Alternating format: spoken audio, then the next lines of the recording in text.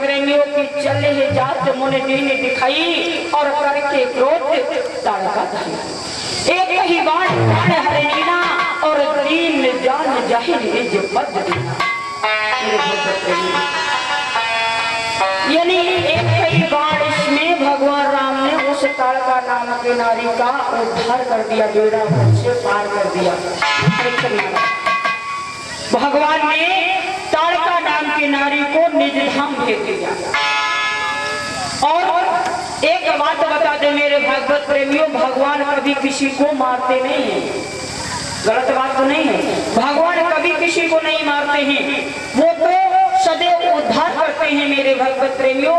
और लिखा है पुराण के अंदर कि राम न मारे काऊ को, क्या लिखा कि राम न मारे काऊ को और ना हत्यारे राम पुनः से मर जाते हैं, सो कर कर खोटे का कि जाते लगे ना क्षुधः पिपासा। कौन सी विद्या दी है कि जाते लगे ना क्षुधः पिपासा और अतुलित बल तनु तेजो प्रकाश। यानी जिसमें भगवान राम की पहचान की है विश्वामित्र जी ने, तो विश्वामित्र जी ने भगवान को एक ऐसी विद्या दी है कि जिससे भूख नहीं लगती, जिससे प्यास नहीं लगती है, जिससे शक्ति बढ़ती है मेरे भगवत। यानी अत्वला नाम की विद्या दी है। परीक्षण महाराज कौन सी विद्या दी है? अत्वला नाम की विद्या दी है कि जिससे भूख नहीं लगती, जिससे प्यास नहीं लगती और जिससे शक्ति बढ़ती है। आज इधर बताया गया है मेरे भगवत प्रेमियों,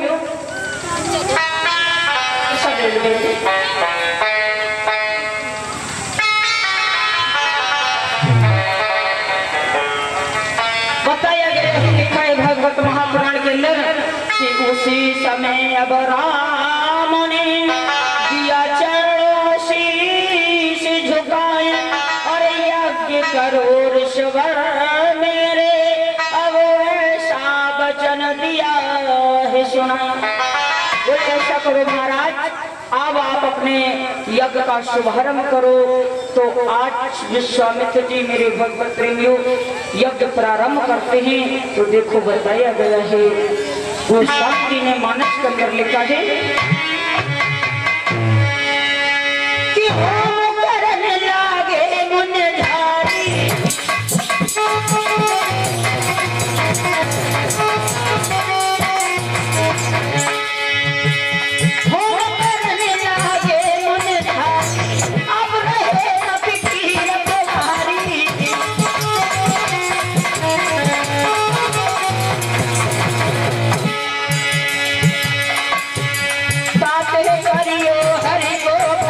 जगत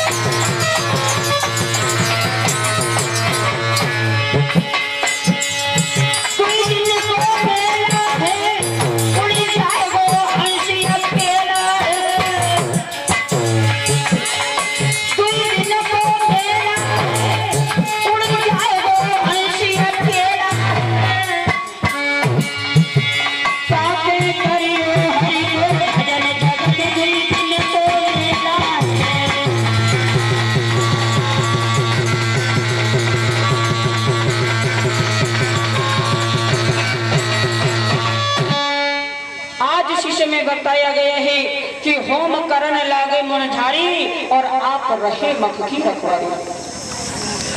भगवान की आज उसी समय जिस समय विश्वामित्र यज्ञ प्रारंभ कर देते हैं तो जैसे धुआं नव मंडल में जाते राजकुमार सखिया देखे घूमता युग सूरत सुहानी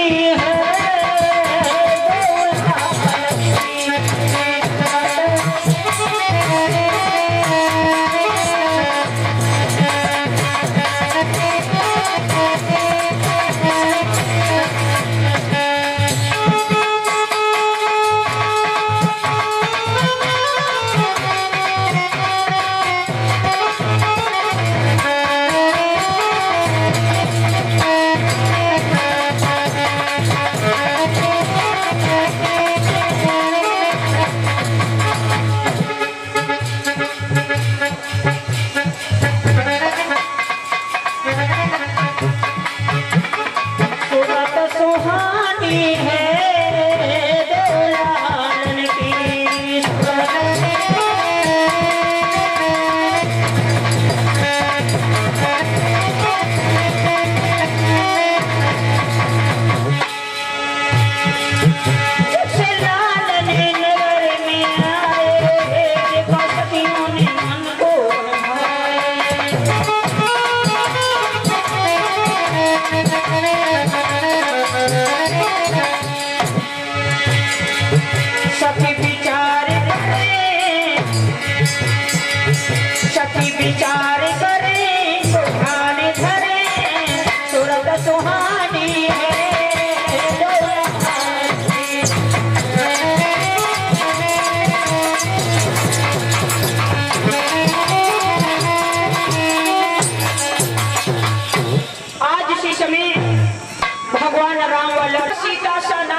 सीता से नाता हो देखे कौन यहाँ का वीर है जो मिथिलेश्वर का जय माता हो।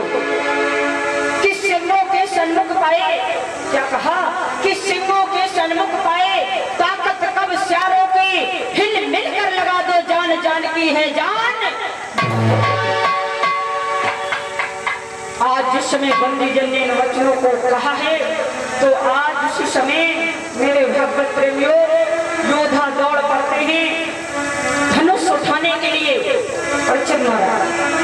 योद्धा धनुष उठाने के लिए दौड़ पड़ते हैं तो कैसे धनुष उठा रहे हैं देखो हम आपको बता रहे हैं।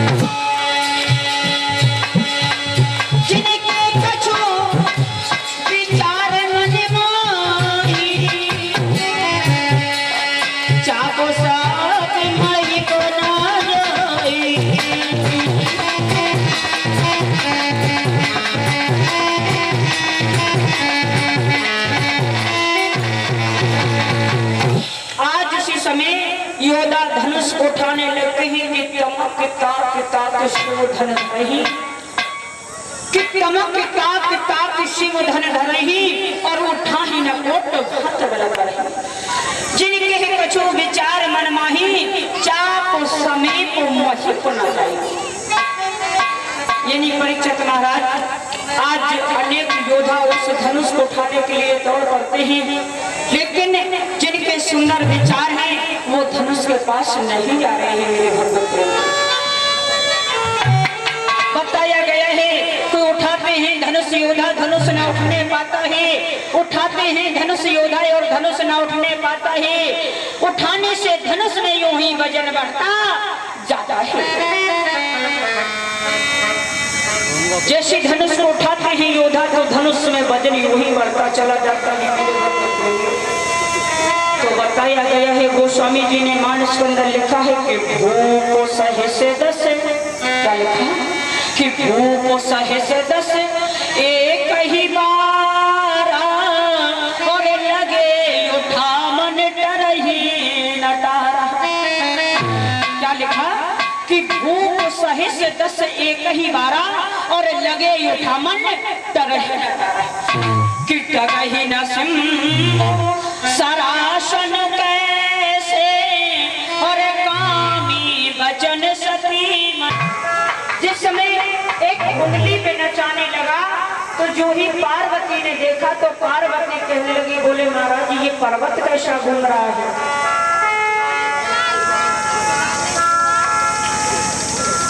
बोले ये बताइए कि ये पर्वत कैसा घूम रहा है।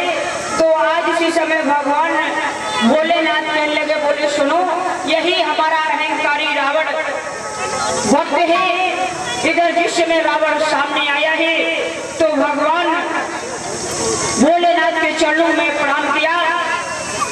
हाँ, आज इधर भगवान भोलेनाथ के चरणों में प्रणाम किया। तो जिस समय रावण ने उस धनुष को देखा, भगवान भोलेनाथ के यहाँ धनुष रखा था, जिस समय रावण ने उस धनुष को देखा तो रावण कहने लगा, बोला ऐसा करो महाराज इस धनुष को आप हमें दे दो, आपके यहाँ धनुष अच्छा नहीं लगता है और हमारी सोने की लंका है और जिस समय हमारी लंका में ये धनुष रखा जाएगा तो बड़ा शोभमान होगा। तो ऐसा करो इस धनुष को आप हमें दे दो महाराज। तो मेरे भगवत प्रेमियों, आज उसी समय भगवान भोलेनाथ ने उस धनुष को रावण को दे दिया। लेकिन परीक्षित महाराज देते समय एक तो बात कही भगवान भोलेनाथ को। क्या बात कही कि ले जाएगा धनुष कैलाश पर्वत से और लंका में पहुंच जाएगा, रख देगा धनुष रास्ते में, फिर धनुष ना उठने पाएगा। भगवान भोलेनाथ ने ये बात कही, बोले ले जाएगा धनुष कैलाश पर्वत से और लंका में पहुंच जाएगा, रख देगा धनुष रास्ते में, फिर धनुष ना उठने।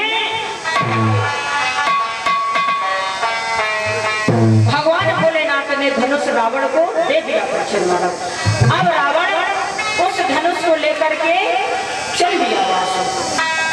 जिस वक्त चल दिया तो आज रावण जनकपुर के हद में आ गया उस धनुष को लेकर के। और जैसे जनकपुर के हद में आ गया तो भगवान भोलेनाथ ने अपनी लीला फैलाई। परीक्षित महाराज उन्होंने अपनी लीला फैलाई। तो आज इसी समय रात का समय है, इधर रावण को लघु शंखा लगी। परीक्षित महाराज जिस समय लघु शंखा लगी रावण को तो शास्त्रा बाहु इधर शिकार खेलने के लिए आ रहे थे। रास्ते में शास्त्रा बाहु रावण को मिल गए। तो शास्त्रा बाहु को जिस समय रावण ने देखा तो रावण शास्त्रा बाहु से कहने लगा, बोला ऐसा करो ये आप हमारा धनुष पकड़ लो और नेक हम लघु शंखा कर आए जाके, इसके बाद हम अपना धनुष पुनः वापस लेंगे। तो मेरे भगवत प्रेमियों, उस धनुष को शास्त्रा बाहु ने पकड़ ले लिया। जिस समय ले लिया और भगवान भोलेनाथ ने तो अपनी लीला फैलाई थी। परीक्षित महाराज इधर रावण लघु शंखा करने चला गया। अब शास्त्रा बाहु उस धनुष को पकड़े।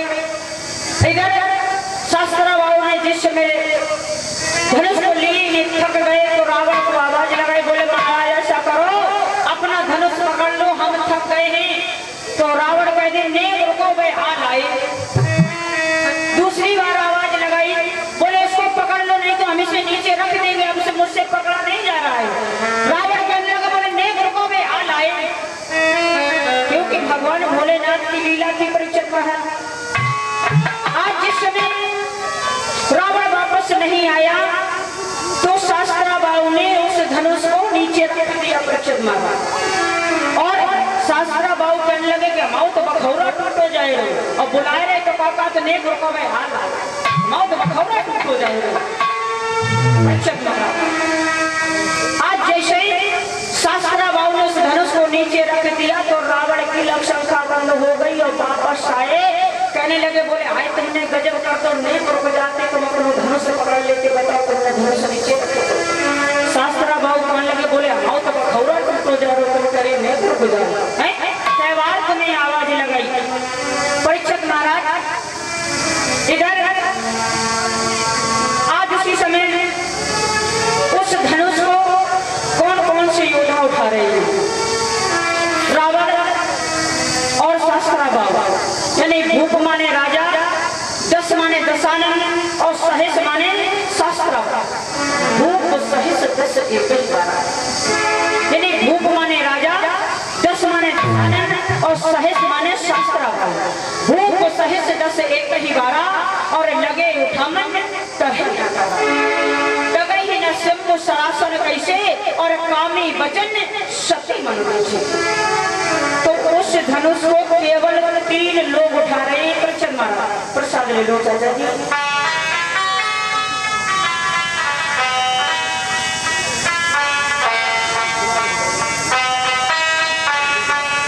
तो बताया गया है मेरे भगवत भाइयों कि उठाते हैं धनुष को, धनुष ना उठने पाता है उसी समय सारे योद्धा उस धनुष को देखकर शर्मा जाते हैं। जैसे उस धनुष को योद्धा उठाते हैं लेकिन धनुष उठ नहीं पाता है। इधर जिसमें महाराज जनक ने देखा है तो महाराज जनक विचार करने लगे कि यदि इस धनुआ का खंडन नहीं हो पाया तो हमारी बेटी सीते कुंवारी रह जाएगी। यदि ये कार्य पूरा नहीं हो पाया तो मेरा थोड़ा अधूरा रह जाएगा। आज महाराज जनक अनेक प्रकार से विचार करने लगते हैं कि गजब हो गया।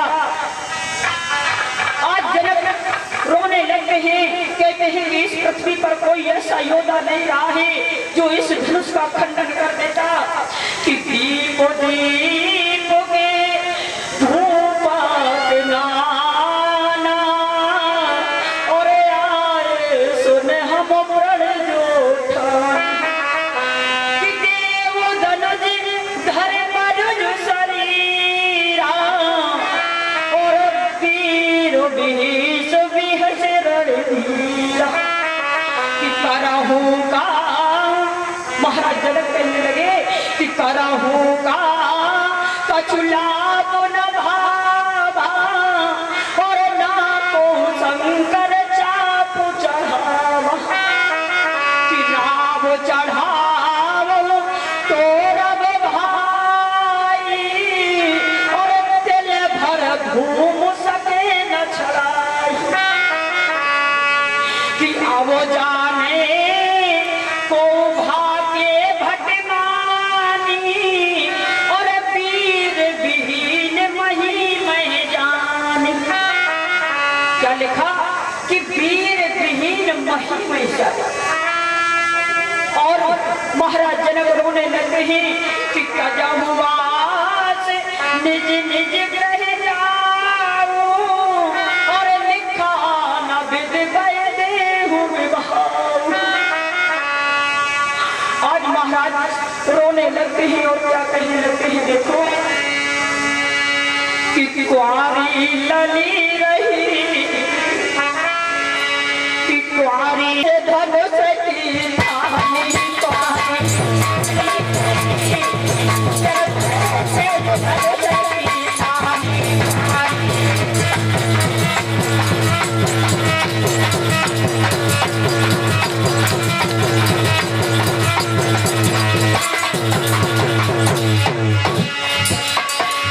कोई हस्ती में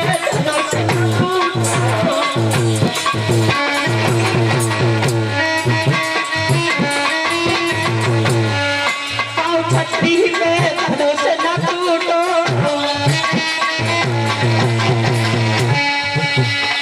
सब भाग लिए को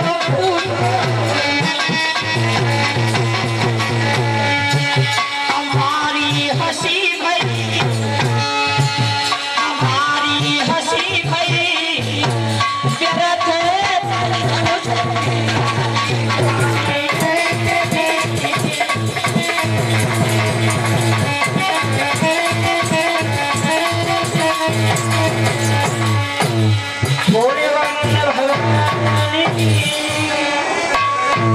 आज उसी समय महाराज जनक रोने लगते हैं, कहते हैं कि देश देश के योद्धाओं हम उन्हें कहे बलशाली है, कि देश देश के योद्धाओं हम उन्हें कहे बलशाली है। और मैंने तो ये जान लिया पृथ्वी वीरों से खाली है, कि पहले होता विदित हमें तो बेबसी नहीं होती, कि पहले होता विदित हमें तो बेबसी नहीं होती। करता ना ऐसी प्रतिज्ञा तो और तो फिर हंसी नहीं होती।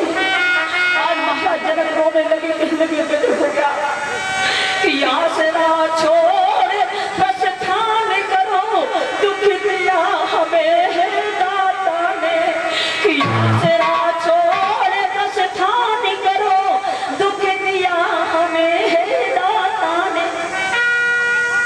किसी का सुकुमारी का विवाह हाय लिखा नहीं।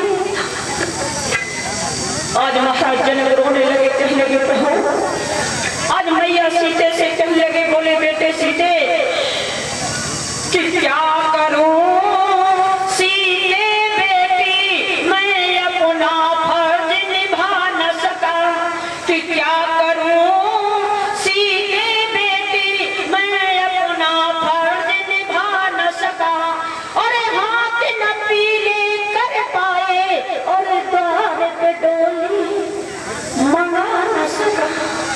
आज उसी समय महाराज जनक रोने लगे, कहने लगे, बोले बेटे कि नहीं लिखा भाग में पिया तेरे, संतों के संग बिछड़ जाना। क्या कहा कि नहीं लिखा भाग में पिया तेरे, संतों के संग बिछड़ जाना। ले लेना सुमेरनी माला बेटी और प्रभु से ध्यान लगा ले।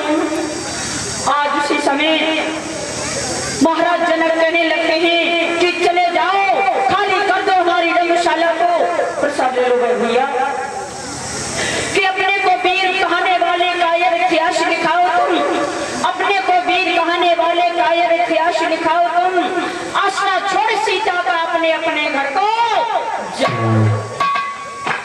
चले जाओ यहाँ से, कोई भी इस पृथ्वी पर वीर नहीं रहा है। मेरे भगवत प्रेमियों, जिस समय शेषावतार लक्ष्मण जी ने सुना, मेरे भगवत प्रेमियों, जिस समय शेषावतार लक्ष्मण जी ने सुना तो लक्ष्मण कहने लगे, भैया राम क्या तुम्हें सुनाई नहीं देता है, कि क्या नहीं सुनाई देता है, अनुचंडवाणी कह डाली है, क्या नहीं सुनाई देता है, अनुचंडवाणी कह डाली है, क्या कहते बिना खड़े खड़े पृथ्वी वीरों से खाली है। भैया पृथ्वी पर वीर नहीं होंगे ये धरा न रहने पाएगी, पृथ्वी पर वीर नहीं होंगे ये धरा न रहने पाएगी, बिना वीर के भैया ये सीधी रसातल जाएगी। और विजय जी क्या कहते हैं कि इस पृथ्वी पर वीर नहीं रहे हैं। भैया मैं अहंकार छोड़ के कहता हूँ, मैं आपका आदेश पाऊं, अहंकार छोड़कर कहता हूँ, तुम्हारे चरणों की सौगंध खा के कहता हूँ भैया कि अभिमान त्याग कर कहता हूँ, आदेश तुम्हारा पाँव में, अभिमान त्याग कर कहता हूँ, आदेश तुम्हारा पाँव में। इस धनुआ की क्या बात रही, सारा ब्रह्मांड।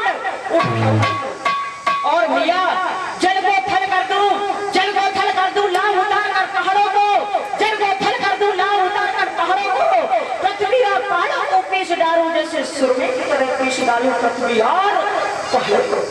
भैया फिर धनुआ तो बहुत पुराना है, भैया फिर धनुआ तो बहुत पुराना है, ये किस गिनती में, फिर धनुआ तो बहुत पुराना है ये किस गिनती में, सैकड़ों कोस दौड़ जाओ इतना बल है मेरी। भैया विजय जी क्या कहते हैं कि इस पृथ्वी पर भी नहीं रहा है। आज मेरे भागवत प्रेमियों सन्नाटा छा गया समाज में। उसी समय लक्ष्मण कहने लगे, भैया यदि आप मुझे आदेश दे दो, ऐसा नहीं है कि ये पृथ्वी वीरों से खाली हो। उसी समय भगवान राम कहने लगे, भैया लक्ष्मण कहा है देखो, कितना पड़े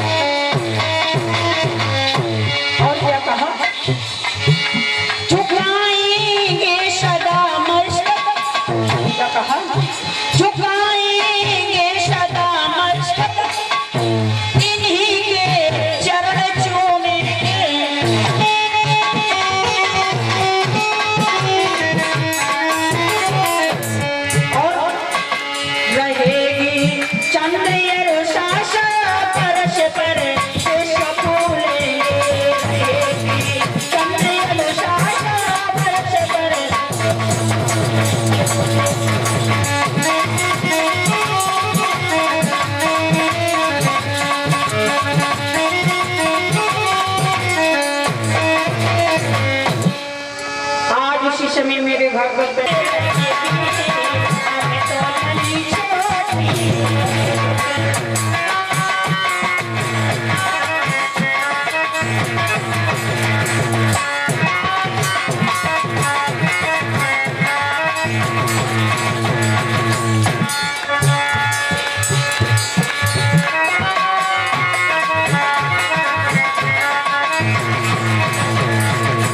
छोटी है लली छोटी है